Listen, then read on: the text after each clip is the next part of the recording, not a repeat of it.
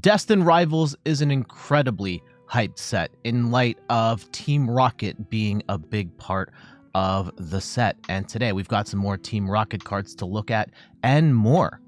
I'm Jet from InThirdPerson.com. Make sure to like the video, subscribe to the channel, and let's look at this latest round of Destined Rivals cards. Rocket's Moltres EX is a fire-type Pokemon with 220 HP, and it has 2 attacks. The first one is Flame Barrier for a fire and 2 colorless. It does 110 damage, and during your opponent's next turn, this Pokemon takes 50 less damage from attacks. 110 is not that great. 50 is a little better in terms of walling off, so maybe you can tank a hit in the early game, but I don't think this attack is particularly strong. And its second attack, Evil Burn for 1 fire and 3 colorless, discard 1 Team Rocket's energy from this Pokemon. If you do, discard your opponent's active Pokemon and all cards attached to it. That's a lot. That is a crazy attack. And now you're not going to get any prizes for doing this, but you just delete your opponent's active Pokemon. And if you can take something out like, say, a Charizard EX and just get it out of the board, it's going to take your opponent a long time to get that set back up. And this, you can do this on consecutive turns. There's nothing stopping you from getting multiple, like just attaching for turn another Rocket's energy and just deleting the next Pokemon. This attack seems very cool. And like 4 energy is a lot, but the Rocket's Pokemon have a couple things on their side. For one, you have to have Team Rocket's energy on here to use that attack. You've got 4 of those that you can put into the deck.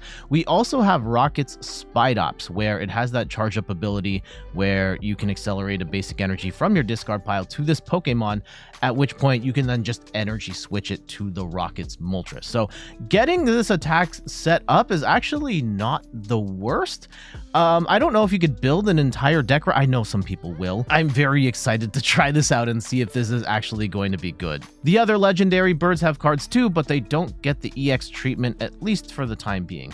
Rocket's Articuno has an ability, Resistance Veil, where it prevents all effects of your opponent's Pokemon's attacks done to your basic Team Rocket's Pokemon in play. So something like a Phantom Dive, the damage counters aren't going to affect your Rocket's basic Pokemon. So a little bit of a nice shield there, or any sort of like instant KO effects like a Roaring Moon's Frenzied Gouging isn't gonna take out a Mewtwo EX immediately. So a nice little defense here, and because a deck in particular like Mewtwo needs a lot of Pokemon on the bench, this could be something that you have as a bench sitter to protect your board. As for the attack, Dark Frost for a water and 2 colorless does 60 damage, plus if this Pokemon has any Team Rocket energy attached to it, this attack does 160 more damage. 120 damage is not good for 3 energy, especially if it's a Team Rocket energy, where we've already seen there are better uses for that. So this is really just a bench sitter. Rocket Zapdos has a similar attack to Articuno's second attack, where for a lightning and 2 colorless, you do 60 damage, and if it's got Team Rocket's energy, you do another 60 damage. But the first attack is different. Jamming Wind for 2 colorless energy does 30 damage, and you may move 1 energy from your opponent's active Pokemon to one of their benched Pokemon. We've seen variations of this, like Gengar EX has some. I know it gets hit, but then you get to move the energy somewhere else. It's a really annoying effect. I don't know if you can build an entire strategy around it, and I'm not sure you could just plug this into another Team Rocket deck and maybe do this one time to swing the game in your favor. But it's an interesting attack, to say the least. Annihilate was revealed a couple days ago, but I haven't had a chance to talk about it, and there's some new information that just dropped that makes this card make more sense. Impact Blow does 160 damage for 2 fighting energy, and then you can't use this attack on the following turn.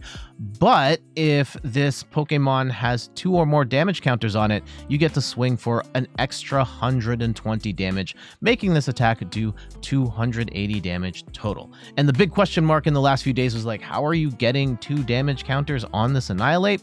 Well, we've got a new card in the Team Rocket arsenal, Team Rocket's Venture Bomb, where you flip a coin. If heads, put 2 damage counters on one of your opponent's Pokemon, and if tails, put 2 damage counters on your active Pokemon. Now, this is going to set up your Annihilate beautifully, assuming you hit tails. If heads, you still get 2 damage counters on your opponent's Pokemon, which is weirdly maybe not the ideal scenario. but still getting that damage in play, potentially setting up the Annihilate for that big attack. Pretty cool. On top of that, even if you're not playing a Team Rocket deck, there are potential uses for this card. Just being able to drop 2 damage counters anywhere you want can set up some really big attacks elsewhere. Also, if you've got a Monkey Dory in your deck, even if you blow up on your side of the board, Monkey Dory could just move that damage to the other side. Rocket's Wobbuffet has the attack Rocket Mirror, where for a Psychic and a Colorless, lets you move all damage counters from one of your bench Team Rocket's Pokemon onto your opponent's active Pokemon. And I think the hypothetical, almost best case scenario here would be something like Team Rocket's Mewtwo, where if they've taken exactly 270 damage, Rocket's Wobbuffet could move all of that damage back to your opponent's active Pokemon. That's a pretty big swing there, taking out a lot of 2 prize Pokemon while also just healing your Mewtwo off entirely. And this can get even more intense if you've got a Bravery Charm on the Rocket's Mewtwo. At that point, you're moving upwards of 320 damage in one go. And this could go even higher. Let's say you have a Hero's Cape. You could be moving a crazy amount of damage off of your Rocket's Mewtwo onto whatever's in the opponent's active slot.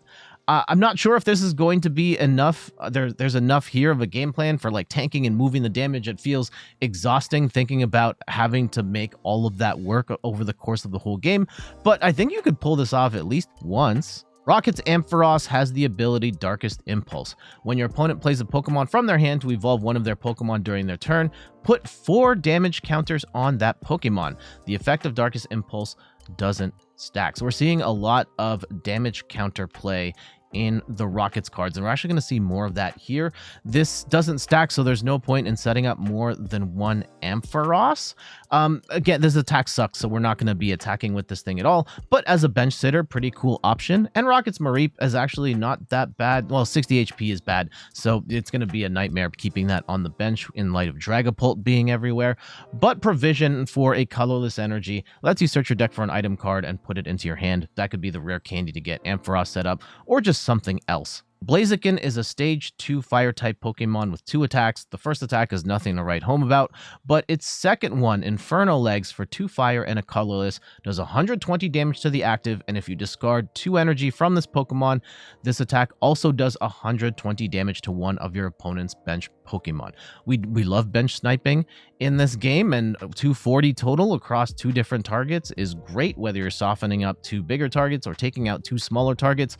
This attack is good, and we've seen variations of this attack even in the format right now that are good, and 120 damage to 2 targets is nice. My big question is, how are you getting all of that energy on the Blaziken in the first place? There are potentially some options here, with Blaziken EX having the Seething Spirit ability, where once during your turn you can attach a basic energy card from your discard pile to one of your Pokemon, so at that point you only need to attach 1 on your following turn. Power Glass could also get you one of those energies back after you discard it. Power Glass lets you move that energy from the discard pile back to your active Pokemon, but my big concern here is Blaziken is a stage 2 with 170 HP in a format where a lot of Pokemon, meta-relevant ones in particular, are going to knock this out in one hit. And are you able to set up a multiple Blazikens to do this over and over again? Or could you even just set this up as like an attack you can pull off one time? I'm not so sure. Rocket's Golbat has the ability Sneaky Bite, where once during your turn, when you play this card from your hand to evolve one of your Pokemon, you may put 2 damage counters on one of your opponent's Pokemon. Again, with the Ampharos and the Bomb, we're getting a lot of damage counters in play, and things get amplified even further with Crobat EX, where it's got the ability Bite Around. When you play this card to evolve one of your Pokemon during your turn, you can put 2 damage counters on 2 of your opponent's Pokemon, so even more damage spread. Its attack is not great. Lethal Run for 2 dark energy does 120 damage, but you also get to put this Pokemon into your hand and discard all cards attached. So being able to take this 2 prize liability off the board is nice, potentially reset the Zubat, Golbat, Crobat combo, but I don't necessarily think the attack itself is not going to be enough, but you could combo the damage counters with some other attack that will finish something off. Rocket's Coughing has the ability Smoke Signal, where if this Pokemon's in the active spot and takes damage from an opponent's attack, search your deck for up to 2 Pokemon with Coughing in their name and put them onto your bench, then shuffle your deck. And yeah, taking damage, like you're gonna get KO'd here more often than not. So yeah, you're basically sacrificing 1 Rocket's Coughing for 2 on the bench. Not necessarily the worst. You are coughing up a prize. I don't know. I don't like this one too much. But then the Rocket's Wheezing has the attack Exploding Mob, where for a dark and a colorless does 40 damage for each Pokemon in play with coughing or wheezing in its name. So theoretically, this caps out at 160 damage, which is not great.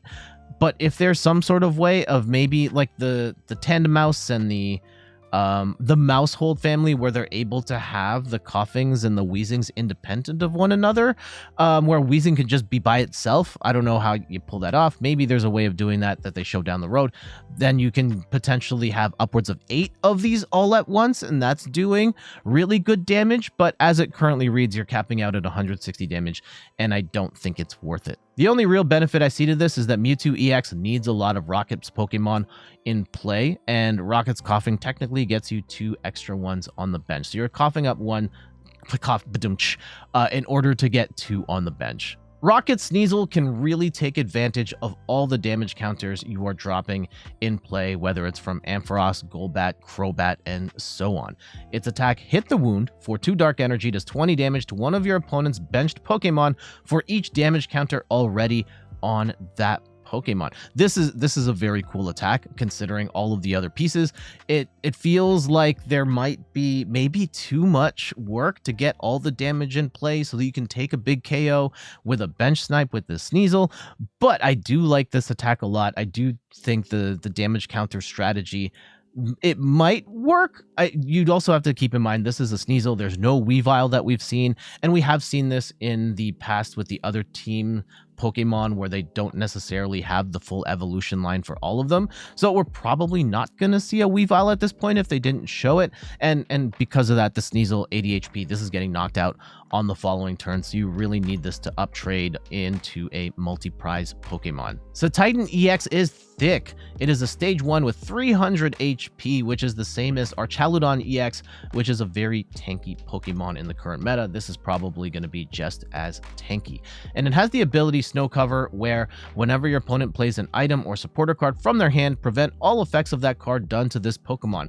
The most obvious one is that you cannot gust a Titan with a boss's orders or even a prime catcher, because Snow Cover negates all of that. Its attack Crush Press for 3 water and a colorless does 140 damage, and if you discard a stadium in play, you will do another 140 damage. 280 damage is a lot, and getting a stadium in play is not that hard. There's more often than not there's going to be a stadium in play. Swinging for 280 is an amazing number, taking out all of the basic EXs and taking out most of the stage 1 EXs as well. The only question here is the energy, and I guess you could set up a Baxcalibur in order to get the energy on the Titan, though Baxcalibur hasn't seen competitive play in a little while now because it's really hard to play Baxcalibur with it getting sniped out, and the Frigibax is getting sniped out by Dragapult, and that's probably still going to be the case. So energy acceleration probably still an issue for Titan, but if you're willing to play the Baxcalibur, or there's some other way of getting the 4 energy on there, this could be good. I'm not nearly as high on Regirock EX as I am with Titan. This is a fighting type Pokemon with 230 HP. Its first attack, Regi Charge, lets you attach up to 2 basic fighting energy cards from your discard pile to this Pokemon, and you're gonna need that energy acceleration for Giant Rock, where for a fighting and 3 colorless, you do 140 damage, and if your opponent's active Pokemon is a stage 2, this attack does 140 more damage. If your opponent's active Pokemon's not a stage 2, you're only swinging for 140. That's not good. Regi Charge does help you build up that energy, but you're also going to take a hit in the process, and there's a number of decks that can just one-hit KO the Regirock before you even get to swing with it. And then you're only doing 280 damage is good, generally speaking, but Stage 2 Pokemon are some of the biggest Pokemon in the game. You will knock out, say, a Baxcalibur, which we just talked about, fine, but any Stage 2 EXs are almost all over 280 HP. The only one you're going to one-hit KO is Pidgeot EX here, and that's very specific. Otherwise, you're two-shotting all the other Stage 2 EXs, and I just don't think this card is good enough. Zamazenta has the attack Strong Bash for 2 metal and a colorless, does 70 damage, and during your opponent's next turn, if this Pokemon is damaged by an attack, even if it's knocked out, put damage counters on the attacking Pokemon equal to the damage done to this Pokemon. This is actually kind of cool, right? You get the initial 70, and if they swing for 220 damage, they are now taking 220 damage in return. This could work as a cool single prize alternative. I don't know if you're getting the energy on here with a Matang or an Archaludon. I'm not sure you build an entire offensive strategy around this, but it's an interesting effective attack. For Team Rocket's Great Ball, you flip a coin. If heads, you search your deck for an evolution Team Rocket Pokemon and put it into your hand. Otherwise, if tails, you get a basic Team Rocket's Pokemon from your deck, reveal it, and put it into your hand. We just saw the equivalent of this card rotate out, and it's basically capturing Aroma from the Sword and Shield era, but now it's limited to just Team Rocket. And this is a card I've never liked. Honestly, capturing Aroma is a worse Pokemon search than some of the ones we had in the Sword and Shield era. It did cease play in Scarlet and Violet because Pokemon search in the Scarlet and Violet era is not as good as it was in the Sword and Shield days. But this card probably will see play, especially in Team Rocket decks where getting your Pokemon out is so important. So on top of your Nest Balls and Ultra Balls, Team Rocket's Great Ball is going to be something that Team Rocket decks are playing in order to get those Pokemon. And maybe you don't have as much control, whether it's an evolution or a basic, but just more opportunities to grab the Pokemon you need is probably a good thing for these Team Rocket decks. Team Rocket's Petrol lets you search your deck for one trainer card, reveal it, and put it into your hand, then shuffle your deck. This is basically the Scarlet and Violet era version of Skyla. This is an effect we have had in the game for many years, and for the most part it hasn't seen much play in the Sword and Shield eras where I'm most familiar with. This card was there and it basically saw zero play. Having to burn your supporter to grab another trainer card kind of stinks. Like, yes, you could grab, say, like a Professor's Research or something, but you've already played your supporter, so you can't play that. It's good if you need a specific item or you need a specific tool to complete your combo, then it makes sense. But like having to burn your supporter for that feels really bad, so I'm not sure if this is going to see much play. Team Rocket's Proton is a supporter card that you can play turn 1 going first, and the only other supporter that lets you do that is Carmine, and it's incredibly impactful because Team Rocket's Proton allows you to search your deck for 3 basic Team Rocket's Pokemon and put them into your hand. Yes, getting the Pokemon in play is incredibly important for Team Rocket decks because Mewtwo needs a whole bunch of them in order for its attack to work, and this will work in other points of the game as well, though burning your supporter is going to feel not as good later on in order to get these Pokemon, even if you do really need them. But turn 1 going first, being able to high roll and get this card at the beginning of the game feels amazing for getting your board set up. So I do see this getting a couple. I don't think you run a full set of 4 in a Team Rocket's deck, but you